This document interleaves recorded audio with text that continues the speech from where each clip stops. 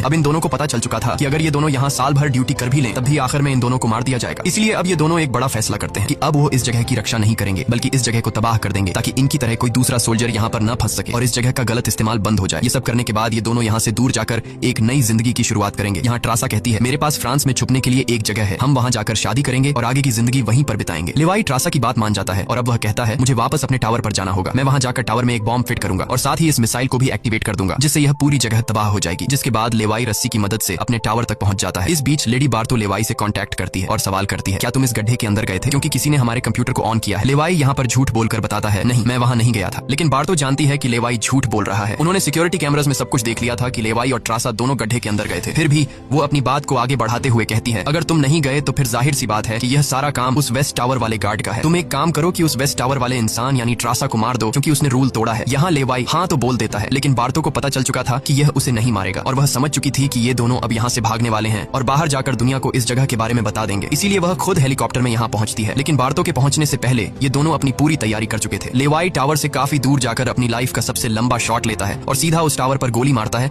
जो सीधा नीचे मिसाइल से कनेक्ट था, जिससे एक तेज सायरन बजने लगता है। अब उनके पास टाइम कम था। ये दोनों तेजी से भागने लगते हैं क्योंकि जब मिसाइल फटेगी तो वह 4.2 किलोमीटर के एरिया को तबाह कर देगी। लेवाई और ट्रासा दोनों पूरी ताकत से जंगल की ओर भागने लगते हैं। ट्रासा अपनी जान बचाते हुए उस जगह से काफी दूर निकल जाती है, लेकिन लेवाई के पैर में चोट आई थी जिससे वह तेज नहीं भाग सकता था। दूसरी तरफ बार्तो को भी यह समझ आ चुका था कि जल्द ही मिसाइल ब्लास्ट होने वाला है। ठीक इसी वक्त मिसाइल एक्टिवेट हो जाती है और एक बहुत ही बड़ा धमाका होता है जिससे पूरी खाई तबाह होने लगती है। ये ब्लास्ट इतना भयानक था कि उसके लपटने और झटके दूर तक फैल गए, जिसमें बार्तो का हेलीकॉप्टर भी उस धमाके की चपेट में आ जाता है और वह वहीं मारी जाती है। ट्रासा ने तो 4.2 किलोमीटर का फासला तय कर लिया था, लेकिन लेवाई उस धमाके की लपेट में आ जाता है और धमाके से आने वाली तेज हवा उसे पानी में गिरा देती है। दूसरी तरफ खाई में सभी क्रीचर्स मारे जाते हैं। अब सिर्फ ट्रासा उस धमाके में जिंदा बच गई थी और वह एक ऊंची जगह पर खड़ी होकर लेवाई का इंतजार करने लगी। इंतजार करते करते रात हो जाती है, लेकिन लेवाई का कोई अता पता नहीं चलता। वो समझ जाती है कि अब लेवाई जिंदा नहीं रहा, जिसके बाद कहानी यहाँ से कुछ महीने आगे शिफ्ट होती है। ट्रासा लेवाई की लिखी हुई कविता को पढ़ती है। हर एक शब्द में उसे लेवाई की यादें महसूस होती हैं। आंखों में आंसू लिए